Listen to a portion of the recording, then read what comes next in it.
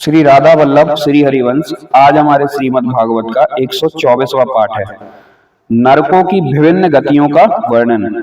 श्री परीक्षक जी ने पूछा, महर्षि, लोगों को जो ये ऊंची नीची गतियां प्राप्त होती हैं, उनमें इतनी विभिन्नताएं क्यों हैं? श्री सुखदेव जी ने कहा, राजन, कर्म करने वाले पुरुष सात्विक, राजस और तामस तीन प्रकार के होते हैं और उनकी श्रद्धाओं में भी भेद रहता है।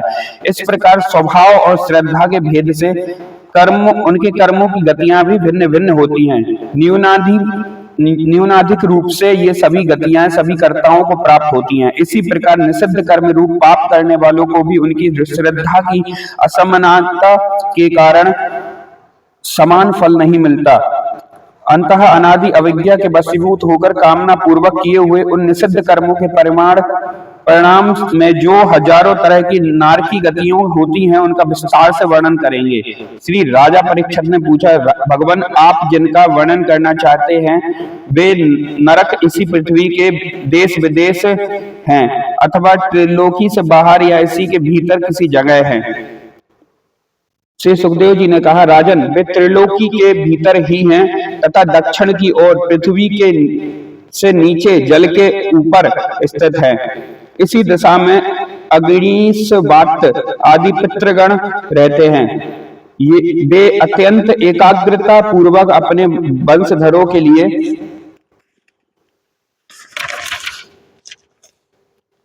मंगल कामना किया करते हैं। उस नरक लोक में सूर्य के पुत्र पितृराज भगवान यम अपने सेवकों के सहित रहते हैं तथा भगवान की आज्ञा का उल्लंघन न करते हुए अपने दूतों द्वारा वहां लाए हुए मृत प्राणियों को उनके दुष्कर्मों के अनुसार पाप का फल दंड देते हैं।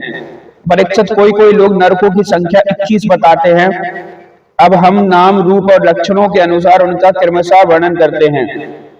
उनके नाम हैं तामिस्त्र, अंधतामिस्त्र, रौरव, महारौरव, कुंभीपाक, कालसूत्र, असिपत्रवन, शुकरमुख, अंधकूप, कृमि भोजन, संदंस, तप्त सूर्मी, ब्रजकंटक, सालमली, बैतरणी, पुयोद, प्राणरोध, विशेषण, लालाभक्ष, सारमेयादन, अवीची और अयापान। इनके सिवा क्षार कदम, रक्षो, गढ़ भोजन, शूलप्रोत, दंडसूक, अवट निरोधन, पर्यावर्तन और सूची मुख, ये 7 और मिलाकर कुल 28 नरक तरह तरह की यातनाओं को भोगने के लिए स्थान हैं। जो पुरुष दूसरों के धन, संतान अथवा स्त्रियों का हरण करता है, उसे अत्यंत भयानक यमदूत काल पास से बांधकर बलात्कार से तामिस्त्र नरक में गिरा देते हैं। उस अंधकार में नरक में उसे अन्न जल न देना, डंडे लगाना, भय दिखलाना और अनेक प्रकार के उपायों से पीड़ित किया जाता है। इससे अत्यंत दुखी होकर वह एकाएक मूर्छित हो जाता है। इसी प्रकार जो पुरुष किसी दूसरों को धोखा देकर उसकी स्त्री आदि को भोगता है, वह अंधतामिस्त्र नरक में पड़ता है। वहां की यातनाओं में पड़कर वह जड़ से कटे हुए वृक्ष के समान वेदना के मारे सारी सुध बुध खो बैठता है और उसे कुछ भी नहीं सूझ पड़ता। इसी से इस नरक को अंधतामिस्त्र कहते हैं। जो पुरुष इस लोक में यह शरीर ही मैं हूँ और यह स्त्री धनादि मेरे हैं, ऐसी बुद्धि से दूसरे प्राणियों से द्रोह करके निरंतर अपने कुटुंब के ही पालन पोषण में लगा रहता है, वह अपना शरीर छोड़ने पर अपने पाप के कारण स्वयं ही रौरव नरक में गिरता है। इस लोक में उसने जिन जीवों को जिस तरह कष्ट पहुंचाया होता है, परलोक में यम यातना का समय आने पर वे जीव रुरु होकर उसे उसी प्रकार कष्ट पहुंचाते हैं। इसलिए इस नरक का नाम रौरव है। रुरु सर्प से भी अधिक क्रूर स्वभाव वाले एक जीव का नाम है। ऐसे ही महारौरव नरक है। इसमें वह व्यक्ति जाता है जो और किसी की परवाह न करके केवल अपने ही शरीर का पालन पोषण करता है। यहाँ कच्चा मांस खाने वाले रुरु इसे मांस के भांति काटते हैं। जो क्रूर मनुष्य इस लोक में अपना पेट पालने के लिए जीवित पशु या पक्षियों को रांधता है, उस हृदयहीन राक्षसों से भी गए बीते पुरुष को यमदूत कुंभीपाक नरक में ले जाकर खौलते हुए तेल में रांधते हैं। जो मनुष्य इस लोक में माता पिता ब्राह्मण और वेद से विरोध करता है उसे यमदूत काल सूत्र नरक में ले जाते हैं। इसका घेरा 10,000 योजन है। इसकी भूमि तांबे की है। इसमें जो तपा हुआ मैदान है वह ऊपर से सूर्य और नीचे से अग्नि के दाह से जलता रहता है। वहां पहुंचाया हुआ पापी जीव भूख प्यास से व्याकुल हो जाता है और उसका शरीर भी बाहर भीतर से जलने लगता है। उसकी बेचैनी यहाँ तक बढ़ती है कि वह कभी बैठता है, कभी लेटता है, कभी छटपटाने लगता है, कभी खड़ा होता है और कभी इधर उधर दौड़ने लगता है। इस प्रकार उस नर पशु के शरीर में जितने रोम होते हैं उतने ही 1000 वर्ष तक उसकी यह दुर्गति होती रहती है। जो पुरुष किसी प्रकार की आपत्ति न आने पर भी अपने वैदिक मार्ग को छोड़कर अन्य पाखंड पूर्ण धर्मों का आश्रय लेता है उसे यमदूत 80 पत्र व नरक में ले जाकर कोड़े से पीटते हैं। जब मार से बचने के लिए वह इधर उधर दौड़ने लगता है तब उसके सारे अंग तालवन के तलवार के समान पैने पत्तों से, जिनमें दोनों ओर धारें होती हैं, टूक टूक होने लगते हैं। तब वह अत्यंत वेदना से हाय मैं मरा इस प्रकार चिल्लाता हुआ पद पद पर मूर्छित होकर गिरने लगता है। अपने धर्म को छोड़कर पाखंड मार्ग में चलने से उसे इस प्रकार के कुकर्म का फल भोगना पड़ता है। इस लोक में जो पुरुष राजा का राज कर्मचारी होकर किसी निरपराध मनुष्य को दंड देता है अथवा ब्राह्मण को शरीर दंड देता है वहां महापापी मरकर शुकर मुख नरक में गिरता है। वहां जब महाबली यमदूत उसके अंगों को कुचलते हैं तब वह कोल्हू में पेरे हुए गन्नों के समान पीड़ित होकर जिस प्रकार इस लोक में उसके द्वारा सताए हुए निरपराध प्राणी रोते चिल्लाते हैं थे उसी प्रकार कभी आर्त स्वर से चिल्लाता और कभी मूर्छित हो जाता है। जो पुरुष इस लोक में खटमल आदि जीवों की हिंसा करता है और वह उनसे द्रोह करने के कारण अंधकूप नरक में गिरता है, क्योंकि स्वयं भगवान ने ही रक्तपान आदि उनकी प्रवृत्ति बना दी है तथा उन्हें उसके कारण दूसरों को कष्ट पहुंचाने का ज्ञान भी नहीं है। किंतु भगवान की वृत्ति भगवान ने विधि निषेध पूर्वक बनाई है और उसे दूसरों के कष्ट का ज्ञान भी है। वहां वे पशु मृग पक्षी सांप आदि रेंगने वाले जंतु मच्छर जू खटमल और मक्खी आदि जीव जिनसे उसने द्रोह किया था उसे सब ओर से काटते हैं। इससे उसकी निद्रा और शांति भंग हो जाती है और स्थान न मिलने पर भी बेचैनी के कारण उस घोर अंधकार में इस प्रकार भटकता रहता है जैसे रोगग्रस्त शरीर में जीव छटपटाता रहता है। जो मनुष्य इस लोक में बिना किसी पंच महायज्ञ किए तथा जो कुछ मिले उसे बिना किसी दूसरों को दिए स्वयं ही खा लेता है उसे कौओं के समान कहा गया है।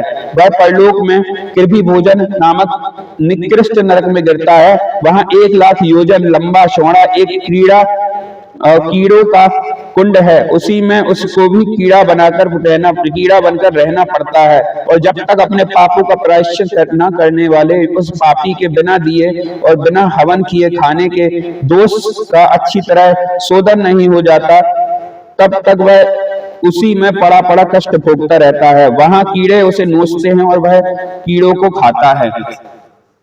राजन, जो लोक में जो व्यक्ति चोरी या बरजोरी से ब्राह्मण के अथवा आपत्ति का समय न होने पर भी किसी दूसरे पुरुष के स्वर्ण और रत्नादि का हरण करता है उसे मरने पर यमदूत संदेश नामक नरक में ले जाकर तपाए हुए लोहे के गोलों से दागते हैं और सरसी से उसकी खाल नोचते हैं। इससे लोक में यदि कोई पुरुष अगम्य स्त्री के साथ संभोग करता है अथवा कोई स्त्री अगम्य पुरुष से व्यभिचार करती है तो यमदूत उसे तप्त सूर्मी नामक नरक में ले जाकर कोड़ों से पीटते हैं तथा पुरुषों को तपाए हुए लोहे की स्त्री मूर्ति से और स्त्री को तपाई हुई पुरुष प्रतिमा से आलिंगन कराते हैं। जो पुरुष इस लोक में पशु आदि सभी के साथ व्यभिचार करता है उसे मृत्यु के बाद यमदूत वज्रकंटक सालमली नरक में गिराते हैं और वज्र के समान कठोर कांटों वाले सेमर से वृक्ष पर चढ़ाकर फिर नीचे की ओर खींचते हैं। जो राजा और या राजपुरुष इस लोक में श्रेष्ठ कुल में जन्म पाकर भी धर्म की मर्यादा का उच्छेद करते हैं, वे उस मर्यादातिक्रमण के कारण मरने पर बैतरणी नदी में पटके जाते हैं। यह नदी नरकों की खाई के समान है। उसमें मल मूत्र पीप रक्त केश नख हड्डी चर्बी मांस और मज्जा आदि गंदी चीजों से भरी हुई है। वहां गिरने पर उन्हें इधर उधर से जल के जीव नोचते हैं, किंतु इससे उनका शरीर नहीं छूटता।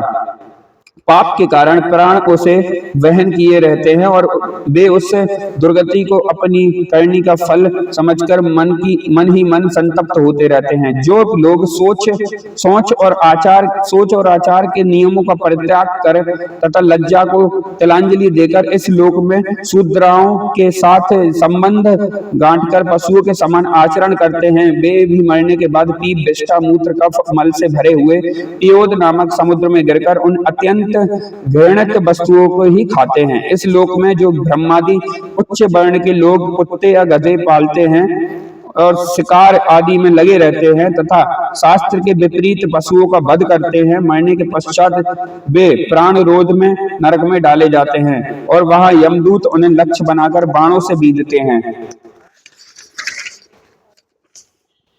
जो पाखंडी लोग पाखंड पूर्वक यज्ञों में पशुओं का वध करते हैं, उन्हें परलोक में विषसन नरक में डालकर वहां से अधिकारी बहुत पीड़ा देकर काटते हैं। जो द्वज कामातुर होकर अपनी स्वर्णा भार्या को वीरपान कराता है,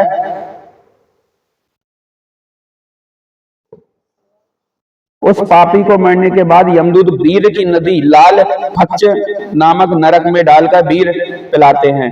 जो कोई चोर अथवा राजा या राजपुरुष इस लोक में किसी के घर में आग लगा देते हैं, किसी को विष दे देते हैं तथा गांवों या व्यापारियों की टोलियों को लूट लेते हैं, उन्हें मरने के पश्चात सार में यादन नामक नरक में वज्र की सी दाढ़ों वाले 720 यमदूत कुत्ते बनकर बड़े वेग से काटने लगते हैं। इस लोक में जो पुरुष किसी की गवाही देने में, व्यापार में अथवा दान के समय किसी भी तरह के झूठ बोलता है, वह मरने के आधार शून्य अवीचिमान नरक में गिरता है।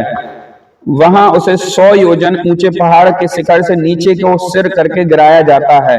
उस नरक की पत्थर की भूमि जल के समान जान पड़ती है, इसलिए इसका नाम अवीचिमान है। वहां गिराए जाने से उसके शरीर के टुकड़े टुकड़े हो जाने पर भी प्राण नहीं निकलते, इसलिए उसे बार बार ऊपर से जाकर पटका जाता है। जो ब्राह्मण या ब्राह्मणी अथवा व्रत के स्थित और कोई भी प्रमादवश मगपान करता है तथा जो क्षत्रिय या वैश्य सोमपान करता है, उन्हें यमदूत आयापान नाम के नरक में ले जाता है और उनकी छाती पर पैर रखकर उनके मुंह में आग से गलाया हुआ लोहा डालते हैं। जो पुरुष इस लोक में निम्न श्रेणी का होकर भी अपने को बड़ा मानने के कारण जन्म तप विद्या आचार वर्ण या आश्रम में अपने को बड़ों का विशेष सत्कार नहीं करता, वह जीता हुआ भी मरे के समान है।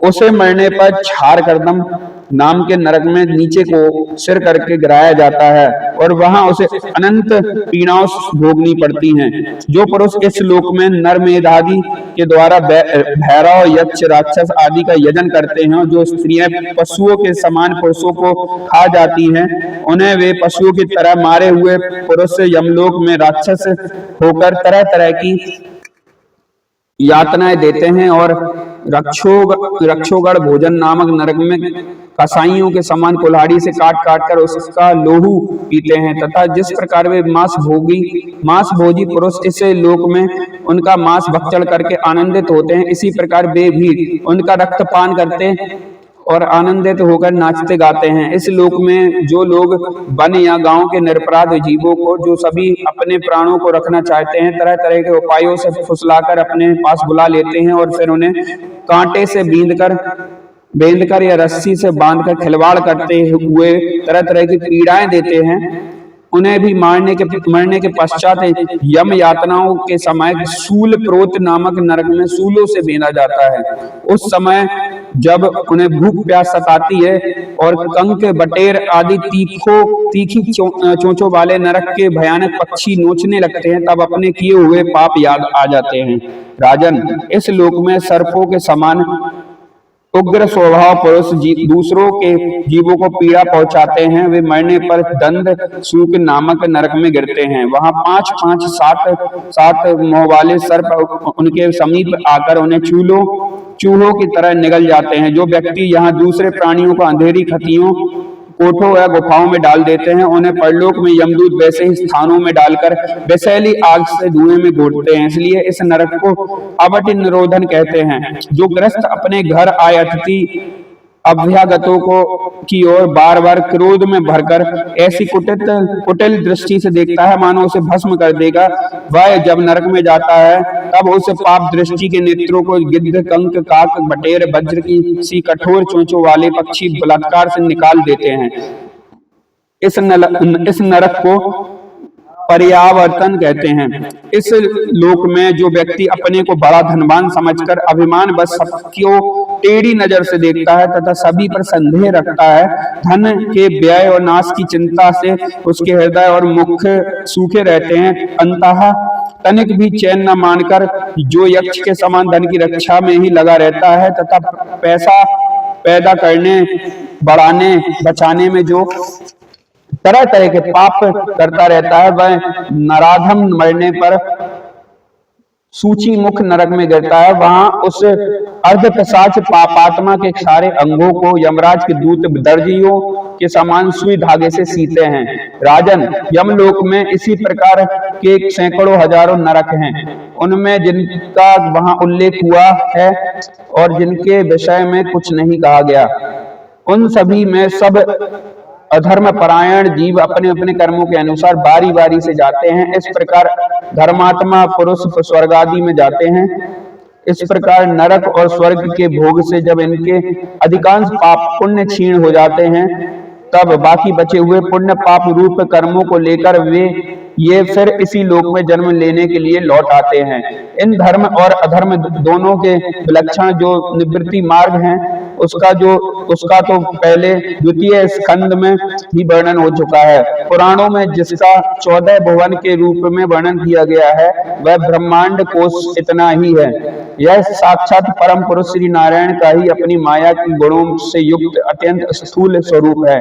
इसका वर्णन मैंने तुम्हें सुना दिया। पापात्मा भगवान का उपनिषदों में वर्णित निर्गुण स्वरूप यद्यपि मन बुद्धि की पहुंच के बाहर है, तो भी जो पुरुष इस स्थूल रूप का वर्णन आदर पूर्वक पढ़ता, सुनता या सुनाता है, उसकी बुद्धि श्रद्धा और भक्ति के कारण शुद्ध हो जाती है और वह उस सूक्ष्म रूप का अनुभव करता है। यति को चाहिए कि भगवान के स्थूल और सूक्ष्म दोनों प्रकार के रूपों का श्रवण करके पहले स्थूल रूप से चित्त को स्थिर करें, फिर धीरे धीरे वहां से हटाकर उसे सूक्ष्म में लगा दें। परीक्षित, मैंने तुमसे पृथ्वी, उसके अंतर्गत द्वीप, वर्ष, नदी, पर्वत, आकाश, समुद्र, पाताल, दिशा, नरक, ज्योतिर्गण और लोकों की स्थिति का वर्णन किया। यही भगवान का अति अद्भुत स्थूल रूप है जो समस्त जीवादु समुदाय का आश्रय है। श्री कृष्णाम चरण अस्तु।